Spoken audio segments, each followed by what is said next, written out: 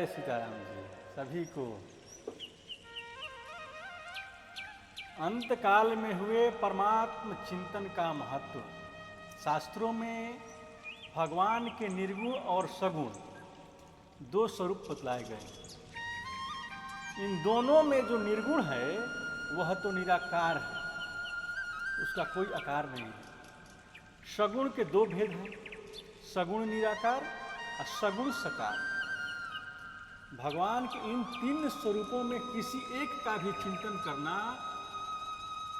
करता हुआ जो मनुष्य देह छोड़कर जाता है वह सदा के लिए इस संसार से मुक्त होकर परब्रह्म परमात्मा को प्राप्त हो जाता है। उस परब्रह्म परमात्मा की प्राप्ति ही अव्यक्त अक्षर, परम गति, परम धाम आदि अनेक नामों से कहा जाता है। अव्यक्तोक्षरः इत्युक्ता अस्तमाहु परमां गति यम प्रायः न निवर्तन्ते तद्धाम परमं मम। जो अव्यक्त अक्षर इन नामों से कहा गया है उसी अक्षर नामक अव्यभाव को परम गति कहते हैं, तथा जिन सनातन अभ्यभक्त भावों को प्राप्त होकर मनुष्य वापस नहीं आते हैं वे मेरा परम धाम है। भगवान कहते हैं कि जो मेरा स्मरण करता हुआ मरता है वह मुझ परमात्मा को प्राप्त होता है। अंतकाले च मामेव स्मरन्तु मुक्त्वा कलेवरम यः प्रयास्ति स मद्भावम याति नास्त्यत्र संशय। जो पुरुष अंतकाल में भी मुझको ही स्मरण करता हुआ शरीर को त्याग कर जाता है वह मेरे साक्षात रूप को प्राप्त हो जाता है। इसमें कुछ भी संशय नहीं है। यदि कोई मनुष्य ऐसा कहे कि क्या भगवान ही पक्षपाती हैं जो उन्हें स्मरण करने वाला का उद्धार हो जाता कर लेते हैं और स्मरण न करने वाला का उद्धार नहीं करते हैं, तो वास्तव में ऐसा ही बात नहीं है। भगवान तो समदर्शी पक्षपाती नहीं, उनकी तो सब पर समान रूप से कृपा है। परंतु यह एक साधारण नियम है कि मरण काल में मनुष्य जिन जिन देव, यदि कोई मनुष्य ऐसा कहे कि क्या भगवान भी पक्षपाती हैं, जो उन्हें स्मरण करे उन्हीं का उद्धार कर देंगे, नहीं, स्मरण न करने वाले उद्धार नहीं करते, तो वास्तव में ऐसी बात नहीं है। भगवान तो समदर्शी है, पक्षपाती नहीं है।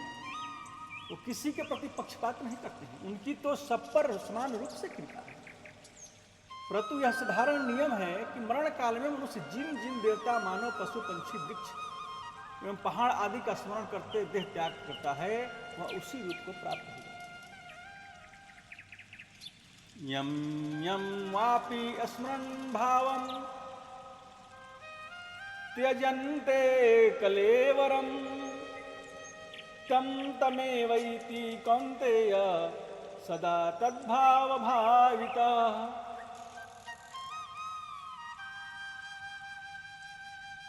हे कुंती पुत्र अर्जुन, यह मनुष्य अंतकाल में जिस जिस भी भाव का स्मरण करता हुआ शरीर का त्याग करता है उसको ही प्राप्त होता है, क्योंकि वह सदा उसी भाव में भावित रहता है।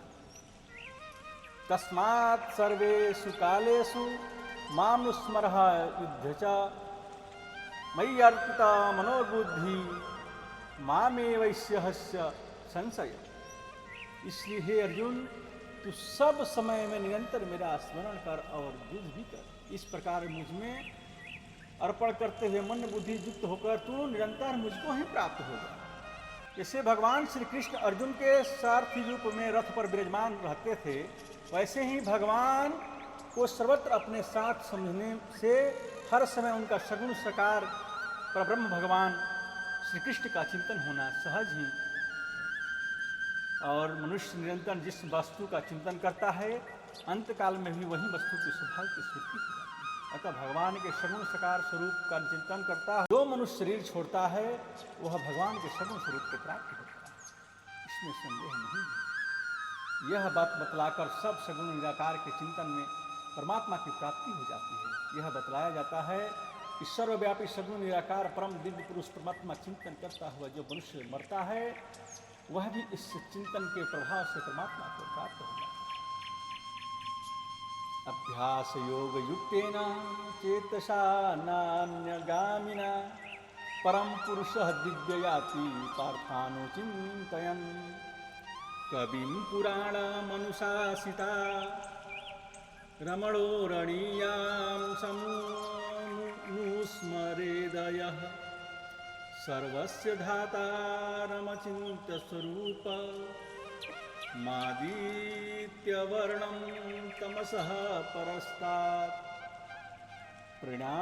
प्रयाणकाले मनसा चलेन भक्त्या युक्तो योगबलेन चैव ध्रुवोर्मध्ये प्राणमावेश्य शक्यं सम्यक् सतं परम पुरुषमुपैति दिव्यम।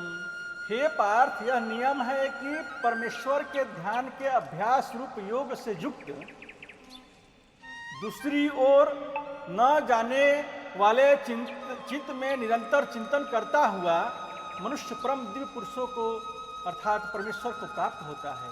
जो पुरुष सर्वज्ञ सबके नियंता सूक्ष्म में भी अति सूक्ष्म सबको धारण कर पोषण करने वाले अचिंत्य स्वरूप सूर्य के सदृश नित्य चेतन प्रकाश स्वरूप और अविधा से अति परे शुद्ध सच्चिदानंद घन परमेश्वर का स्मरण करता है, वह अभियुक्त पुरुष अंतकाल में भी योग बल के भ्रुकुटी के मध्य में प्राणों को अच्छी प्रकार स्थापित करके फिर निश्चल मन से स्मरण करता हुआ वह दिव्य रूप परम पुरुष परमात्मा को प्राप्त होगा। वह दिव्य पुरुष परमात्मा अव्यक्त निराकार सर्वव्यापी है और यह सारा संसार उस परमात्मा के ही एक अंश स्थित है। जैसे वायु, तेज, जल, पृथ्वी इन चारों महाभूतों का समूह एक व्यक्त निराकार आकाश में ही स्थित है और आकाश इन चारों व्यापक, उसी तरह परमात्मा संपूर्ण चराचर भूत प्राणियों को बाहर भीतर व्यापक है और सारे भूत प्राणियों समूह पर परमात्मा के ही किसी एक अंश में है। पुरुषः सह परः पार्थ भक्त्या लभ्यत्वनन्यया यस्यान्तस्थानि भूतानि येन सर्वमिदं ततम्।